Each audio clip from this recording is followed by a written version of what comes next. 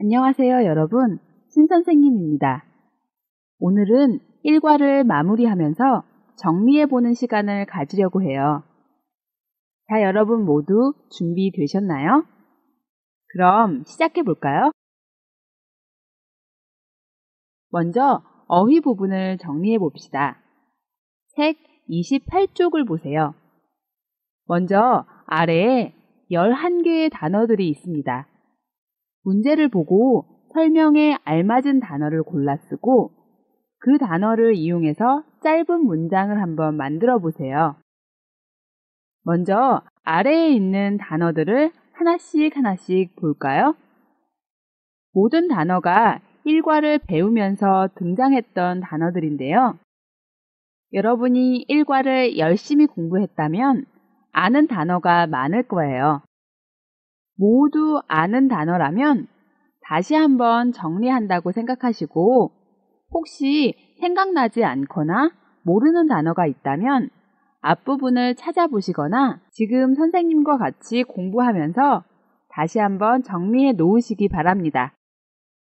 먼저 한결같다는 처음부터 끝까지 변함없이 같다라는 의미입니다.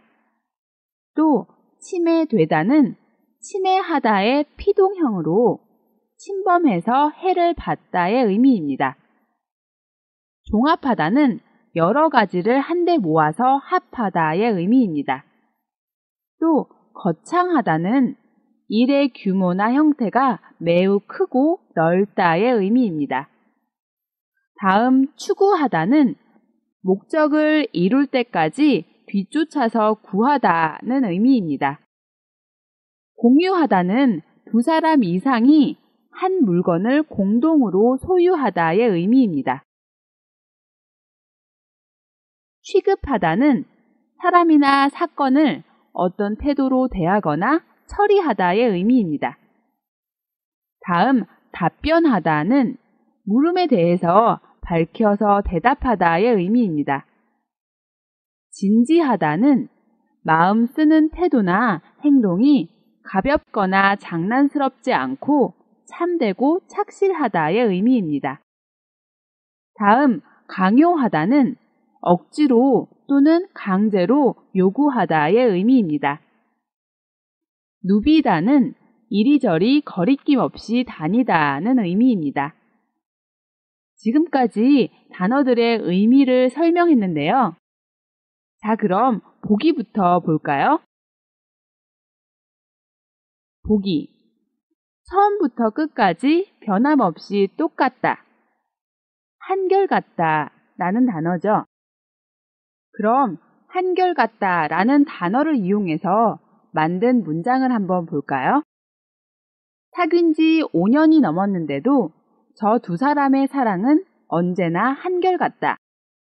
자, 그럼 여러분 1번부터 5번까지 단어를 설명하는 문장을 보고 알맞은 단어들을 한번 써 넣어 보세요.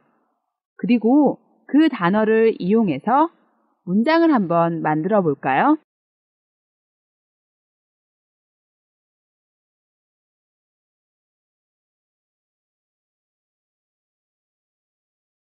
다 쓰셨나요? 그럼 선생님과 같이 확인해 봅시다. 1번. 크기나 모양, 느낌 등이 매우 크고 넓다. 뭐라고 쓰셨나요? 네, 거창하다 라고 쓰셨죠?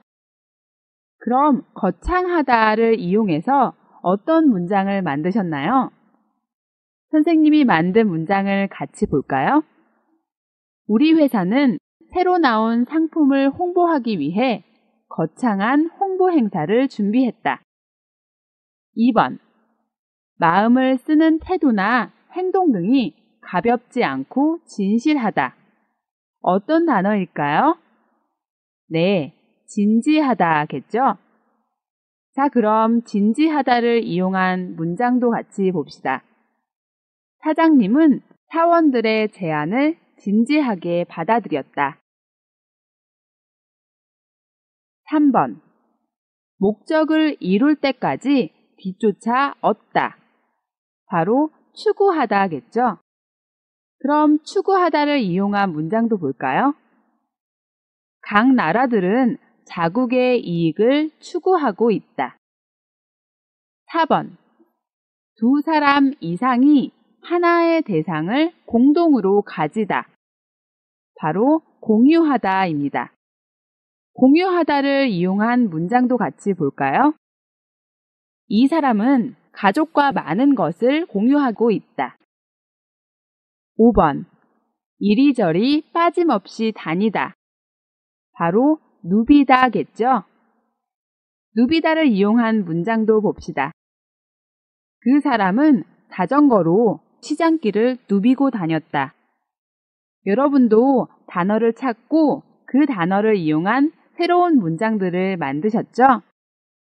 다시 한번 강조하지만 단어를 배우고 그 단어의 의미를 이해하는 것도 중요하지만 이렇게 그 단어를 이용해서 문장을 만들거나 대화를 완성해 보는 것이 더 중요하기 때문에 여러분이 꼭 스스로 문장을 직접 만들어 보시기 바랍니다.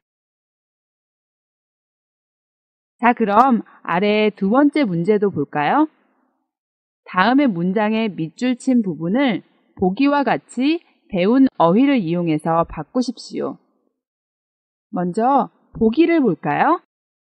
사람에게는 누구에게나 살면서 인생을 성공으로 이끌 3번의 좋은 때가 온다지만 오직 준비한 자만이 그것을 잡을 수 있다. 여기에서 밑줄 친 좋은 때를 무엇으로 바꿀 수 있을까요? 네, 맞아요. 기회로 바꿀 수 있겠죠? 그래서 사람에게는 누구에게나 살면서 인생을 성공으로 이끌 3번의 기회가 온다지만 오직 준비한 자만이 그 기회를 잡을 수 있다 라고 쓸 수 있겠습니다. 이렇게 여러분이 1번부터 5번까지 문장을 보시고 문장 중에 밑줄 친 부분을 어떤 단어로 바꿀 수 있는지 생각해 보세요. 그리고 그 단어로 바꾼 새로운 문장을 한번 써보세요.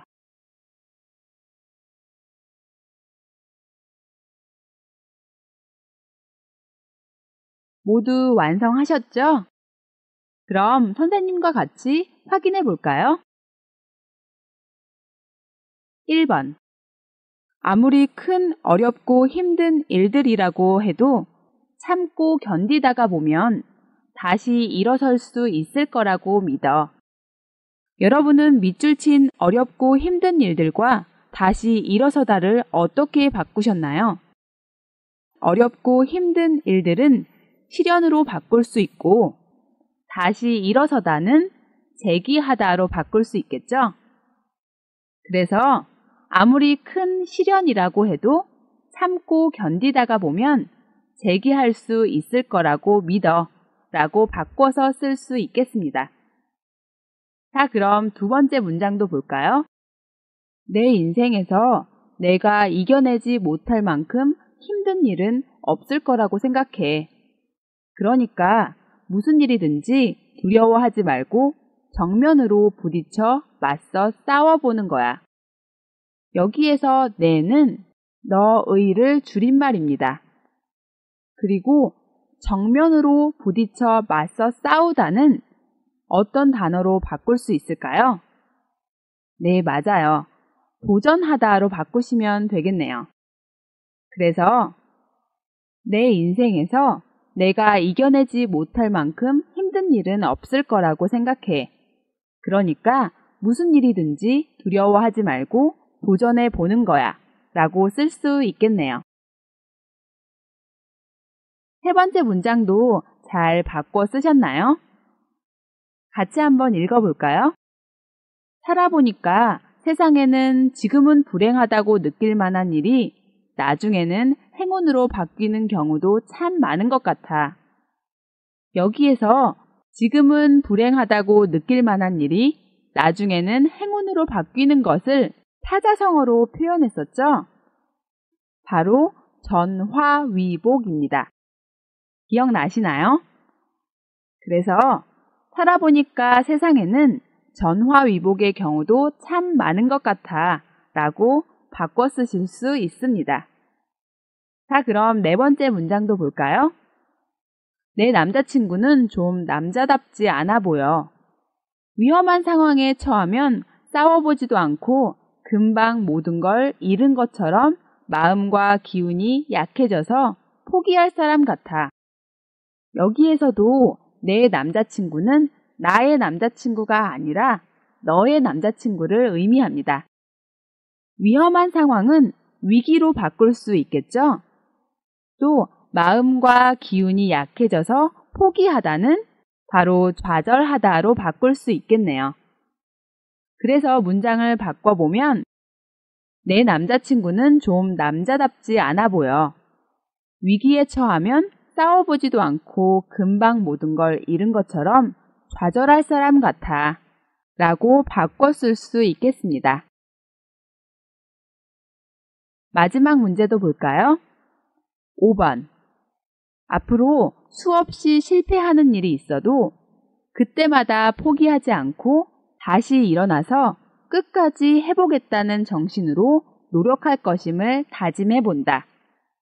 여기에서 밑줄 친 그때마다 포기하지 않고 다시 일어나서 끝까지 해보겠다는 의지를 나타내는 사자성어가 있었죠? 기억하시나요? 네, 7.8기였습니다. 그럼 문장을 어떻게 바꿀 수 있을까요? 앞으로 수없이 실패하는 일이 있어도 7.8기 정신으로 노력할 것임을 다짐해 본다. 이렇게 바꿔 쓸 수 있겠습니다. 모두 잘 하셨죠?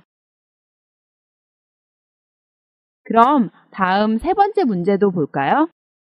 여러 가지 가치관에 관한 단어들이 나오는데요. 빈칸에 단어를 넣어서 완전한 단어를 완성하시고 그 단어를 이용해서 문장을 만들어 보는 문제입니다. 먼저 보기를 볼까요? 인생을 넣어서 인생관이라고 했네요. 제 인생관은 가늘고 길게 사는 것이 아니라 짧아도 굵게 사는 것입니다. 보시면 아래에 무슨 관으로 끝나는 단어는 여러분이 마음대로 만들 수 있습니다. 그리고 그 단어로 여러분이 문장을 완성하시면 됩니다. 그럼 선생님이 만든 문장들을 볼까요? 저는 직업을 넣어서 직업관이라는 단어를 만들었습니다. 그럼 직업관이 들어간 문장도 같이 볼까요? 저는 직업이 자아 성취를 이루는 수단이 되어야 한다는 직업관을 가지고 있습니다. 여기에서 자아 성취는 자기 자신이 목적한 것을 이루는 것이라고 설명할 수 있겠는데요. 그래서 나는 직업을 내가 진짜 원하는 것을 이루기 위한 수단으로 생각한다는 의미입니다. 또 앞에 결혼이라는 단어를 넣어서 결혼관이라는 단어를 만들었는데요. 대부분의 남성들은 결혼이 곧 편안하고 안정된 삶이라는 결혼관을 가지고 있다 라고 문장을 만들어 봤습니다. 여러분은 어떤 단어를 만드셨나요? 그 단어를 이용해서 문장도 꼭 만들어 보시기 바랍니다. 여기까지 어휘 부분을 정리해 봤는데요. 그럼 이제 문법 부분을 정리해 볼까요? 책 30쪽을 보세요. 사람들은 다음과 같은 문제를 해결하려면 어떻게 해야 한다고들 말합니까? 그리고 여러분은 그 방법들에 대해서 어떻게 생각하십니까? 보기와 같이 이야기해 보세요.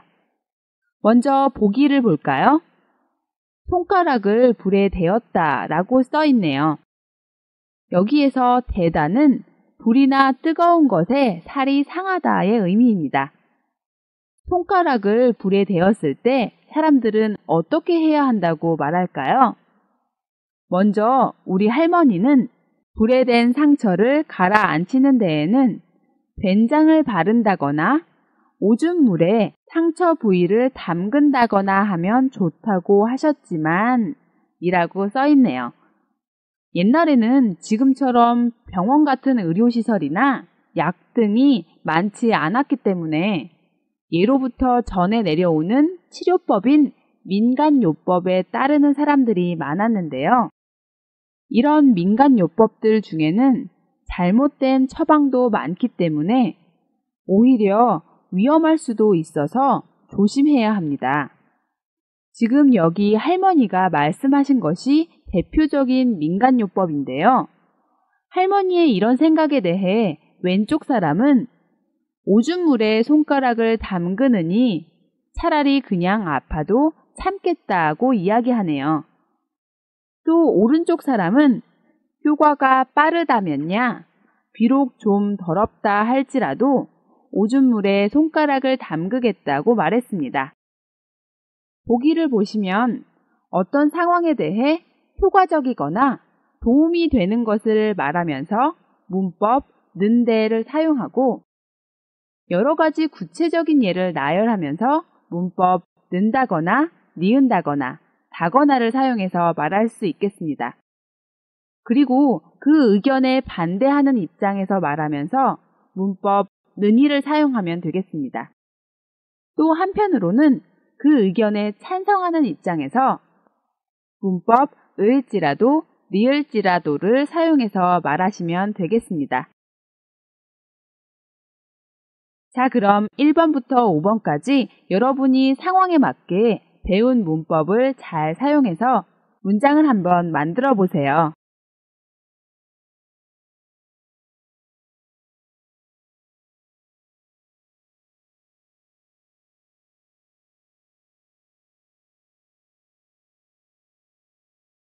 모두 다 완성하셨나요?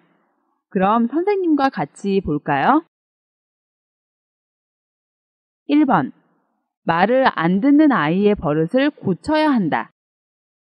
여기에서 버릇은 오랫동안 자꾸 반복해서 몸에 익어버린 어떤 행동을 의미하는데요.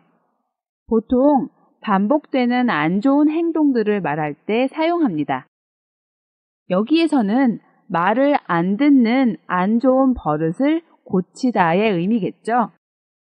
이렇게 말을 안 듣는 아이의 버릇은 어떻게 고쳐야 할까요? 선생님이 만든 문장을 볼까요? 어떤 사람은 말을 안 듣는 아이의 버릇을 고치는 데는 매를 든다거나 벌을 준다거나 하는 게 좋다고 해요. 여기에서 매는 때릴 수 있는 막대기를 말하는데요. 매를 들다는 매로 때리는 것을 의미합니다. 또 벌을 주다에서 벌은 잘못하거나 죄를 지은 사람에게 주는 고통을 의미하는데요. 한국에서 보통 아이에게 벌을 줄 때는 장시간 동안 아이에게 손을 높게 들게 한다든가 하고 싶은 것을 못하게 한다든가 좋아하는 것을 주지 않는다든가 하는 등의 방법들이 있습니다. 그럼 이런 의견에 대해 반대 입장과 찬성 입장을 볼까요? 먼저 반대 입장은 말을 안 듣는 아이의 버릇을 고치는 데는 매를 들어야 한다고 하지만 저는 아이를 때리거나 벌을 주느니 차라리 아이가 하고 싶은 대로 두겠어요. 그럼 찬성하는 입장도 볼까요? 말을 안 듣는 아이가 버릇을 고칠 수 있다면 비록 아이가 아파할지라도 매를 들거나 벌을 주겠어요. 여러분은 어떻게 생각하세요? 사실 요즘 한국에서는 학교 체벌에 대해서 법적으로 금지하고 있는데요. 여기에서 체벌은 몸에 직접 고통을 주어 벌하는 것을 의미합니다. 옛날에는 학교에서 아이를 교육하는 과정에서 아이를 때리거나 벌 주는 것이 많았는데요. 요즘에는 법으로 금지하고 있기 때문에 학교의 선생님들이나 아이가 있는 부모들은 아이의 버릇을 고치는 것에 대해 고민을 많이 한다고 합니다. 아무리 아이의 버릇을 고친다고 하지만 아이를 때리거나 고통을 주는 것은 문제가 있다고 생각합니다. 자, 그럼 두 번째 상황을 볼까요? 2번. 풀이 죽은 아이의 기를 살려야 한다. 여기에서 풀이 죽다는 활기가 꺾여 힘이 없는 상태를 말합니다. 또 기를 살리다는 사동형으로 힘을 내게 하다, 활기를 넣어주다의 의미입니다. 그래서 활기가 꺾여 힘이 없는 아이에게 힘을 넣어주다, 활기를 넣어주다의 의미겠죠. 이렇게 힘이 없는 아이에게 활기를 넣어주는 방법이 있을까요? 선생님이 쓴 문장을 같이 봅시다. 어떤 사람은 풀이 죽은 아이의 기를 살리는 데는 칭찬을 한다거나 잘할 수 있다고 격려한다거나 하는 게 좋다고 해요. 이런 의견에 반대하는 입장에서는 어떻게 말할 수 있을까요? 풀이 죽은 아이의 기를 살리려고 잘 하지도 않았는데 칭찬을 해주느니 차라리 아무 말도 하지 않는 게 낫겠어요. 그렇다면 이 의견에 찬성하는 입장에서는 어떻게 말할 수 있을까요? 풀이 죽은 아이의 기를 살릴 수 있다면 비록 그것이 거짓말일지라도 칭찬을 해주거나 잘할 수 있다고 격려해 주겠어요. 자, 그럼 세 번째 상황도 이어서 보겠습니다. 3번.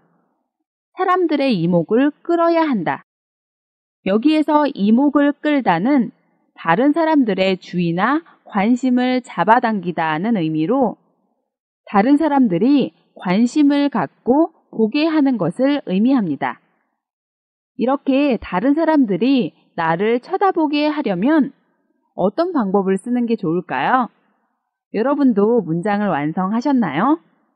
선생님이 쓴 문장을 같이 볼까요? 어떤 사람은 사람들의 이목을 끄는 데는 화려하게 화장을 한다거나 큰 소리로 과장해서 말한다거나 하는 게 좋다고 해요. 이런 의견에 반대하는 입장에서는 어떻게 말할 수 있을까요? 다른 사람의 이목을 끌려고 화려하게 화장을 하거나 큰 소리로 과장해서 말하느니 평범하게 화장하고 조용히 말하겠어요. 그렇다면 찬성하는 입장에서는 어떻게 말할 수 있을까요?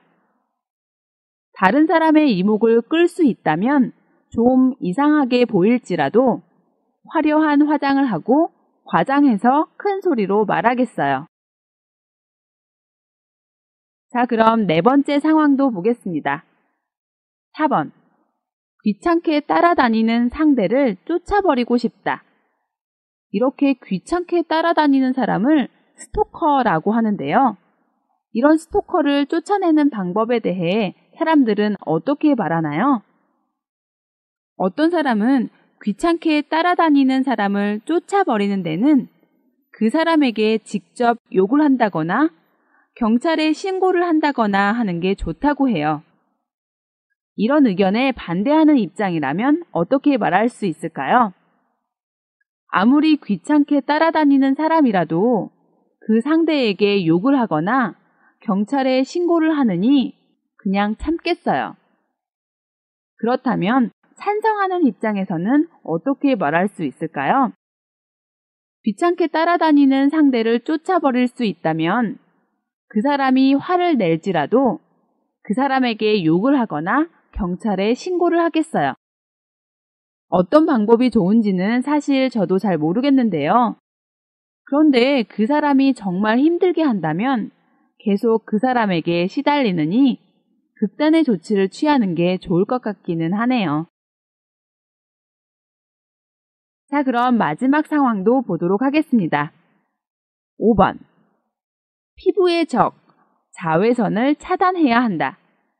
여기에서 자외선은 우리 눈으로는 볼 수 없지만 햇볕에서 태양 광선 속에 있는 전자기파인데요.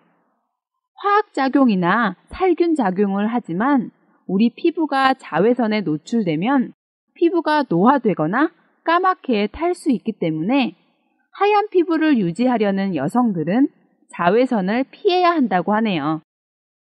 또 차단하다는 관계나 접촉을 막거나 끊는 것을 의미합니다. 어떤 사람은 피부의 적인 자외선을 차단하는 데는 낮에 외출하는 것을 피한다거나 자외선 차단제를 자주 바른다거나 하는 게 좋다고 해요. 이 의견에 반대하는 입장이라면 어떻게 말할 수 있을까요? 자외선을 차단하기 위해 밖에 나가지 않느니 차라리 피부가 좀 타더라도 자유롭게 외출하겠어요. 그렇다면 이 의견에 찬성하는 입장이라면 어떻게 말할 수 있을까요? 피부를 지키기 위해서라면 생활이 좀 불편할지라도 낮에 외출하는 것을 피하고 외출할 때는 자외선 차단제를 자주 바르겠어요. 여러분은 어떠신가요? 피부를 위해서 외출 전에라도 자외선 차단제를 바르는 정도의 노력은 할 수 있겠죠? 자, 지금까지 1과에서 배운 문법과 어휘들을 정리해봤습니다. 혹시 오늘 선생님과 같이 정리하면서 이해하지 못하거나 기억나지 않는 어휘들이 있다면 다시 한번 앞부분을 펴고 지난번 공부했던 것을 복습해 보시기 바랍니다. 여러분, 오늘은 여기까지 공부하겠습니다. 다음 시간에 또 만나요.